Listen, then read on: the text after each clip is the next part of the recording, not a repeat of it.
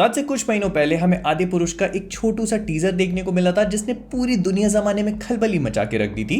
और इसके वीएफएक्स को लेकर अपन ने भी खूब सारी तारीफों के पुल बांधे थे और फिर इसके मेकर्स ने इस मूवी को कुछ महीने डिले किया और अब जाकर हमें इसका पहला ट्रेलर देखने को मिला। और ऐसा माना जा रहा था कि अब इस मूवी को बचा पाना नामुमकिन सा है क्योंकि इसके डिजाइन में बेसिक फ्लॉज थे, लेकिन इस ट्रेलर को देखने के बाद ऐसा लग रहा है कि चीजें थोड़ी सी अलग हो सकती। तो आदि पुरुष का ट्रेलर ओपन अप होता है एक जंगल के शॉट के साथ, और अगर आप स्ट्रेट अवे इस शॉट को ध्यान से देखते हो तो आपको समझ में आ जाता है कि वीएफएक्स पे इन्होंने कुछ तो काम किया है, क्योंकि वो वाला टीजर जो था उसके वीएफएक्स भी जंगल से शुरू हो रहे थे और वो एकदम टट्टी। लेकिन यहाँ पर आपको समझ में आ जाता है कि जंगल के टेक्सचर में चेंज देखने को मिलता है और उसके बाद जो कुछ लगातार शॉट्स हैं वो सारे के सारे डिफरेंट हैं, बेटर है। इसी वजह से पूरा का पूरा ट्रेलर थोड़ा सा बेटर फील होता है। इनफैक्ट ये सारी की सारी चीजें इस पूरे ट्रेलर में कैरी आउट होती हैं और ये पूरा का पूरा ट्रेलर आपको एक अच्छी वाइब देता है। जैसे जिसने भी इस ट्रेलर को क्रिएट किया है उसने बहुत ही स्मार्टली इसकी स्टोरी पे फोकस किया है। हमें रामायण के वही सारे एलिमेंट्स दिखाए जाते हैं जो सबसे ज्यादा इंपॉर्टेंट है, जैसे भगवान राम, सीता,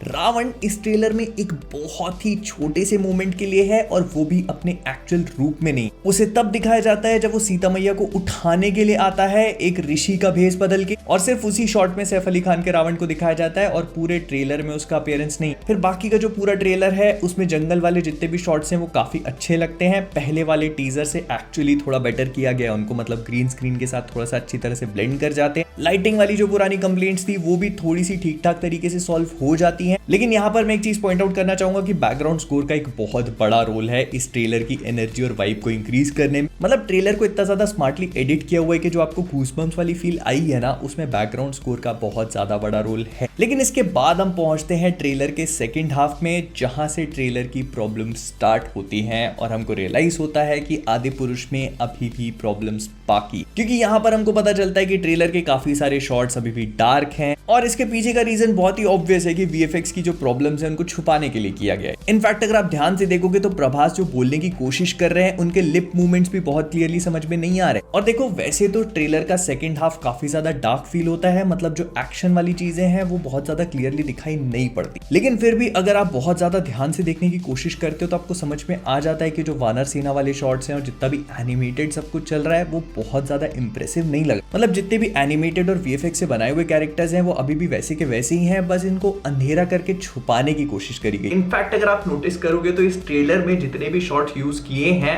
मेजॉरिटी ऐसे हैं जो पुराने टीजर में नहीं थे। मतलब आपके पास पुराने टीजर से कंपेयर करने के लिए इस वाले ट्रेलर में ज्यादा कुछ है नहीं, जैसे कि सैफ अली खान का जो रावण है वो तो इस वाले ट्रेलर में दिखाया ही नहीं गया, ताकि आप उसके लुक और अपीयरेंस को इस वाले ट्रेलर में किसी भी चीज से कंपेयर कर ही ना पाओ। बस एंडिंग में हमको उसका एक बैक शॉट दिखाया जाता है जैसे हमको पता ही ना हो कि वो कैसा दिखने वाला है। जैसे कि वानर सेना जो इस मूवी में पूरी तरह से सीजीआई से बनी हुई है वो पुराने टीजर में बहुत ही भर भर के दिखाई गई थी और उसी पे उनको भर भर के गालियां भी पड़ी थी। उनका इस पूरे ट्रेलर में एक भी क्लोजअप शॉट नहीं है। हमारे रावण के कुपोषित चमगादड़ को कौन भूल सकता है, सैडली वो भी इस ट्रेलर में अपीयर नहीं होता।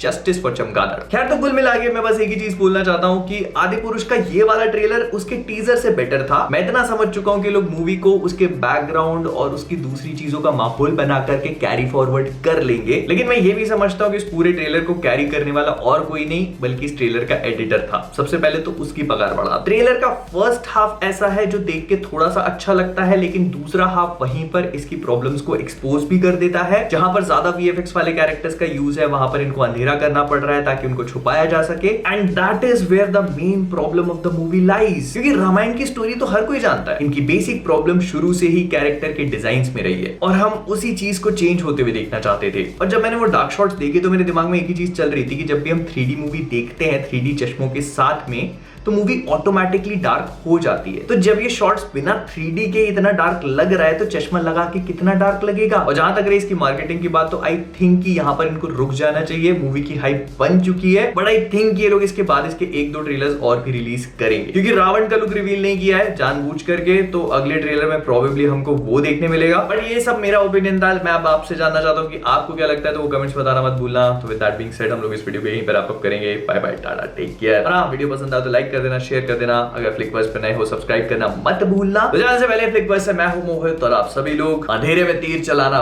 बंद करो।